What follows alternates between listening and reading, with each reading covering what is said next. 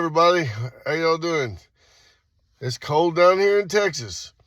We've been tagging calves, me and Austin and Elvis, and roping calves and tagging them out there in the pasture with their mamas. And it's cold down here. But I hope y'all are having a good first part of your new year. I just am excited because I just know that we're in everybody can feel we're just like in a new season. And I just remember I was thinking about some of the sermons I'd preached in the last 4 or 5 years. One of them was, would God let the devil have the last big move? And, because Satan certainly pulled out all the stops in 2020 in a lot of different ways. And I was like, this is not over, because God never lets the devil have the last big move, from cover to cover in the Bible. And we were talking about, one thing that Christians all know is that God's not going to do anything unless that rhymes with the year that we're living in, right? Like, I heard some people saying the other day, church is coming alive in 2025. That's the word for the Lord. I'm like, wait a minute. I think I heard that in 1975 when I was a kid. Then, we're coming alive in 75. We're picking up the sticks in 76. We're going to heaven in 77. It's going to be great in 78. One thing Christians all know, whatever God's going to do, it has to rhyme with the year that we're living in. And I was like, well, wait a minute. So they're saying 2025, the church is coming alive. So I don't know if in 26, will we pick up the sticks? I'm not sure. But the other night, I got a speeding ticket again. And when the highway patrol was walking up to the road, to the door, he came up on the passenger side, rolls down the window, he says, do you know the speed limit is 55 here? And Rio had his phone Bluetooth to my radio, the radio on the car, and he hit it exactly when that highway patrol said that, and on came the song Sammy Hagar's I Can't Drive 55.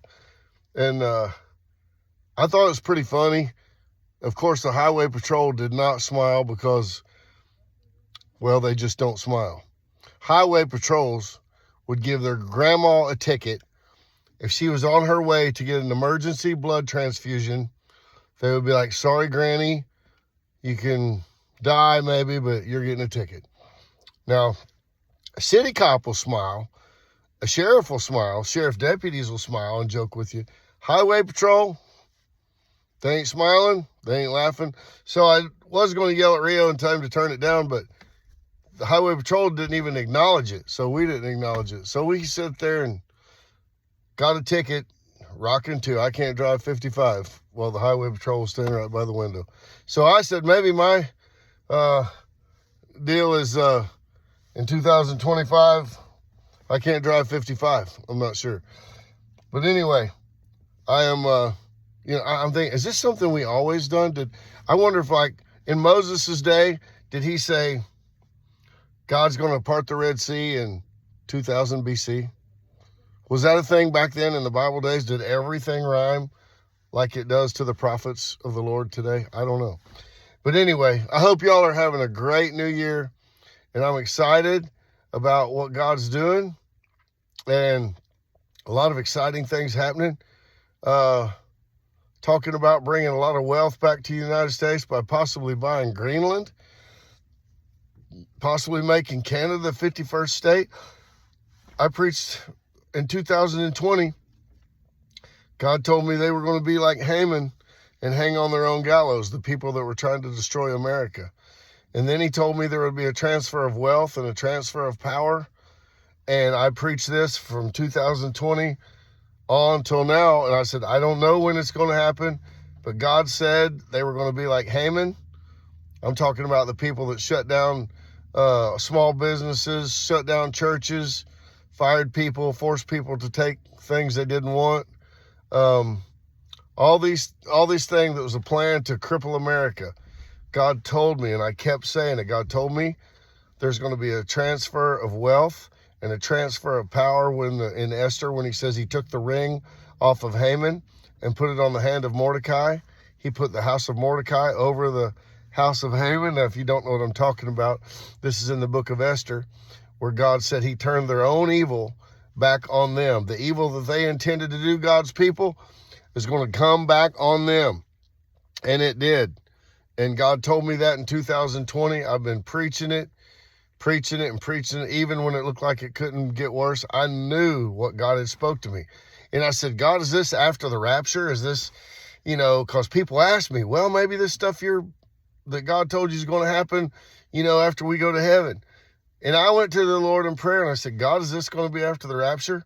And he said, look at chapter 9 in Esther, I think it's one of the first few verses. It says, all the people in the nation rejoiced because God turned the wickedness of the enemy, their own wickedness, back on them, and the whole nation rejoiced. So I think we've already began the rejoicing. So I'm excited about what comes next, because God never lets anybody go through a trial or something when they trust him, that they don't just come out with what they had. They come out with more than what they had. That's called getting the spoil. Just like David and Ziklag. He got back their stuff that was stolen and the enemy's stuff. So I'm just excited for this new year, and I hope y'all are too. And we hope to see you all real soon. And I just feel happy about what God's doing in our lives, and people that truly love him. Amen. See ya.